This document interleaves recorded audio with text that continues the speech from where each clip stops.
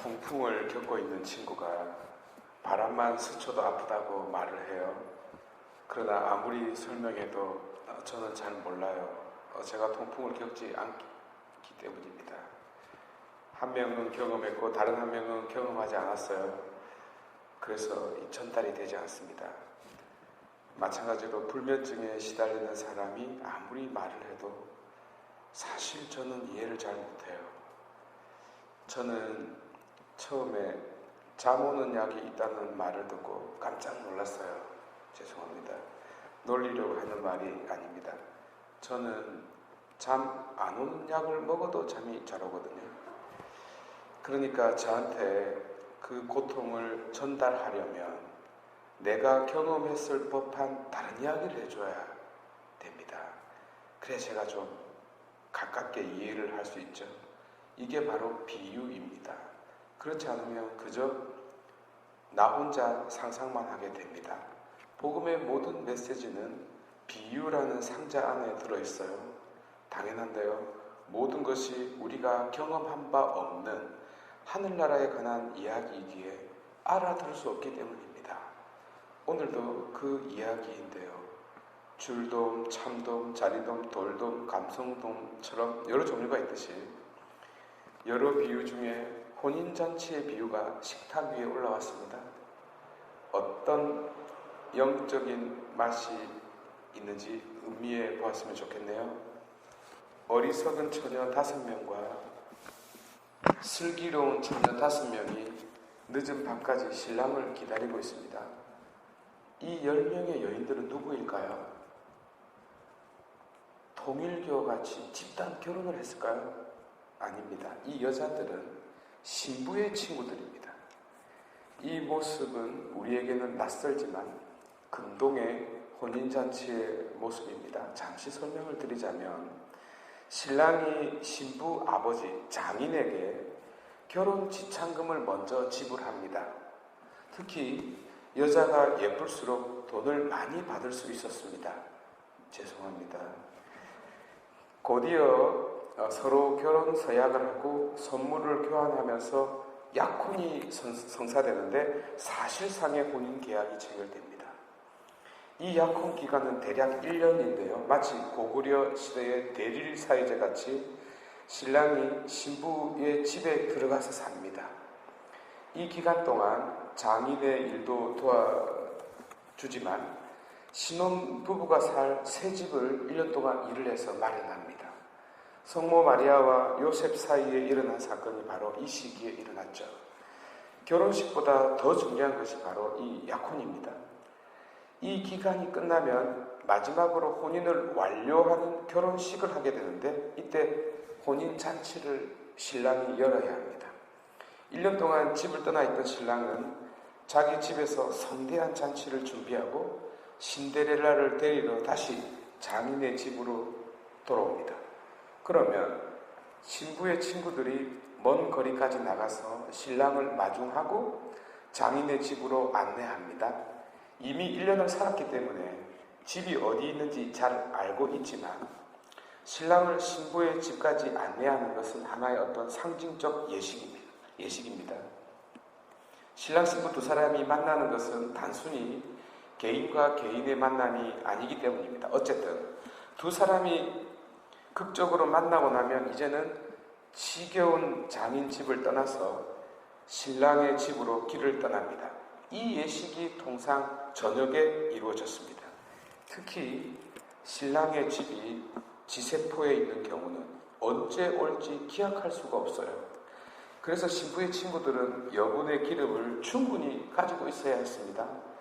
물론 신랑이 큰 집에 인사하면서 한잔하고 작은 삼촌댁에 인사하면서 두잔하고 곧바로 집으로 갔으면 그나마 아무 일 없었을 텐데 마지막으로 지세포 본당 신부한테 인사하려다 늦게까지 퍼마시게 되면 이 사단이 생기는 것입니다. 그러면 장인댁에 갔을 때 밤 늦은 시간이 되고 만 것이죠. 신랑을 기다리던 신부의 그 여자친구들은 밤늦은 항구에서 그야말로 연락선 선창가에서 도라지 위스키 한 잔에다 슬픈 색소폰 소리를 들어보렴. 이렇게 노래를 부르면서 늦어지는 신랑을 기다리며 자기들끼리 한 잔 걸치고 있었는데 헐레벌떡 신랑이 갑자기 나타났어요. 등불에 불을 켜고 마중 나가 있는데 5명은 충분히 준비했고 다른 5명은 미처 준비하지 못했어요. 그래서 좀 나누어 주라고 하니까 딱 거절했습니다. 독한 년들이네요. 좀 나눠주지. 못된 년들입니다. 우리 본당에는 이런 처자가 없기를 바랍니다. 아멘. 여기서 중요한 것은 슬기롭다, 어리석다가 아니라 예쁜가 안 예쁜가입니다. 왜냐? 예쁘면 신랑이 일찍 왔을 테니까요. 죄송합니다. 물론 이 이야기는 어거지가 섞여 있어요. 왜냐하면 신랑이 한밤중까지 오지 않으면 결혼식은 그 다음 날로 연기되기 때문입니다. 그러니까 억지로 상황을 설정한 것입니다. 그래서 비유입니다. 그렇다면 이 비유의 메시지는 분명해지고 있네요. 결혼할 신부와 그 친구였던 친구들의 할 일이 무엇이었나요? 신부의 집에서 신랑을 기다리는 일이 그녀들의 일이었습니다. 이 기다리는 일은 곧 기독교인들에게는 사명과도 같은데요. 이 사명은 오늘 바오로 사도께서 고린토인들에게 한 말씀에서 엿볼 수 있습니다. 당신은 세례를 주는 것이 아니라 복음을 전하는 것이 당신의 사명이라 했어요. 껍질을 전하는 것이 목적이 아니고 내용을 전하는 것이 목표입니다. 이 복음, 곧 말씀은 그러나 십자가에 못 박힌 그리스도와 직접 연관되는데요. 소위 멸망할 자들은 말씀을 어리석은 것으로 여기고 소위 지혜로운 자들 또한 말씀을 어리석음으로 간주합니다. 유다인들은 표징을 중요시하고 그리스도인들은 지혜를 귀하게 여깁니다. 그러나 바오로는 하느님의 어리석음이 사람보다 더 지혜롭고 하느님의 약함이 사람보다 더 강합니다 라고 힘주어 선포합니다. 지혜를 넘어서고 강함을 뛰어넘는 그 어리석음과 약함이 바로 십자가에 달린 그리스도라고 선포합니다. 아멘. 여러분, 준비한다고요? 무엇을 준비해야 합니까? 기다린다고요? 누구를 기다려야 합니까? 깨어 있으라고요? 잠자지 말라고요?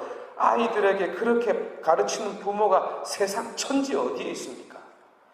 우리가 기다려야 하는 분은 그냥 그리스도도 아니고 먼 훗날 오실 그리스도도 아닙니다, 여러분. 이미 오신 그리스도를 기다려야 합니다. 이미 말씀의 형태로 오신 그리스도를 기다려야 합니다. 하여 우리가 준비해야 하는 것은 다름 아닌 말씀입니다. 우리가 깨어 있어야 하는 이유는 말씀이신 그리스도를 알아보기 위함입니다. 그분이 바로 신랑이라는 사실을 말이죠. 말씀 아닌 그리스도는 세례만 주는 그리스도로서 가짜 그리스도입니다. 말씀으로 누가 들어오지 않는 그리스도는 제사만 지내는 그리스도로서 가짜 그리스도, 가짜 제사장입니다. 말씀이 없는 그리스도, 아무런 영향력도 없는 그리스도, 우리 마음속 영혼을 울리지 않는 그리스도는 가짜보다 더 무서운 유사 그리스도입니다. 이제 거의 명확해지고 있네요. 우리가 누구를 기다려야 하는지, 아니 무엇을 기다려야 하는지, 아니 한 발 더 나아가 우리가 무엇을 찾아 나서야 하는지까지 명확하게 그 형상이 드러나고 있습니다.